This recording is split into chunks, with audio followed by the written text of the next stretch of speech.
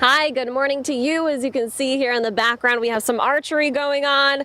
Some pretty good contestants here. I took a shot at it earlier. I wasn't so great, but this is all part of CTHeart Camp, and we're joined now by the people who know all about this. We have Amanda and Dr. Elder. Thank you both so much for being with us this morning.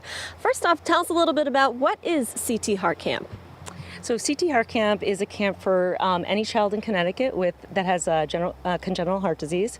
Our ages range from 8 to 19, and we are free of charge to anybody coming. Mm-hmm. And Dr. Elder, can you talk about what is CHD? I know a lot of people, it's more common than people think, but some people don't really know so much about the condition. Yeah, it's a good question. So CHD stands for Congenital Heart Disease, and it's actually the most common birth defect. About 1 in 100 kids is born with some form of congenital heart disease.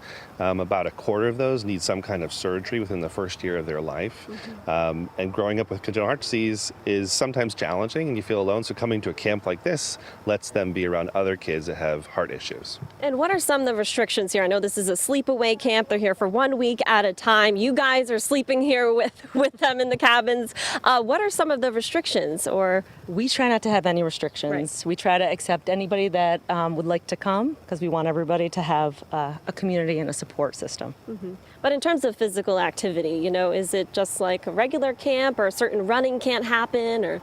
It's like a regular camp. We encourage our kids to be active, and we hope to provide all of the medical services to make that possible. So we have doctors and nurses available. We help kids who need medicines, and we can manage things to let them have an active camp experience. And it's not just, being here at camp doing fun stuff like archery, right? So they can actually be supportive of one another and, like you said, find people who are going through the same thing that they're going through. Can you explain maybe a moment that you have seen, or?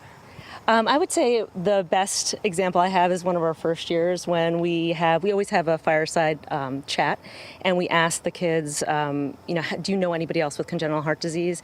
And nobody raised their hand. Mm. Nobody had met anybody else that had congenital heart disease. So it was very nice to see that we really were creating this community for them.